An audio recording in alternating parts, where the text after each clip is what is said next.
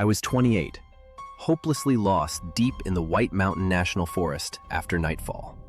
The temperature was plummeting below freezing, and I knew that if I didn't find warmth soon, hypothermia would kill me before dawn.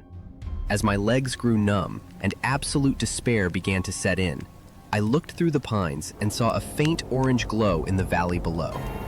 A campfire. Fueled by a sudden burst of hope, I scrambled down the snowy slope, shouting at the top of my lungs, "Is anyone there? Please, I'm lost!" There was no answer, only the sound of crackling wood echoing in the dark. When I finally reached the clearing, I saw that the fire was burning perfectly, but the area around it was terrifyingly silent. There was no tent, no backpack, no trace of a campsite whatsoever. Just a solitary, blazing fire. My survival instincts screamed at me to step closer and get warm.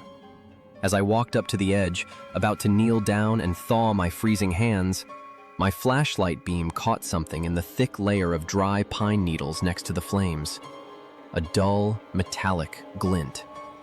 Every alarm bell in my head went off. I took a step back, grabbed a long, thick branch, and swept it hard across the pine needles. Snap! A deafening metallic crash shattered the silence. A massive, rusted steel bear trap with razor-sharp, jagged teeth slammed shut, instantly splintering the thick branch into pieces. My stomach violently churned. I shined my flashlight in a circle around the fire. 3 more heavily camouflaged traps were buried perfectly in the exact spots where a freezing person would stand to get warm. This wasn't a shelter, it was bait. Suddenly, a dark silhouette shifted in the dense brush directly across the fire. The flickering flames illuminated a man sitting casually on a large rock. He had been there the entire time. He had heard me screaming, "Is anyone there?" But he never answered.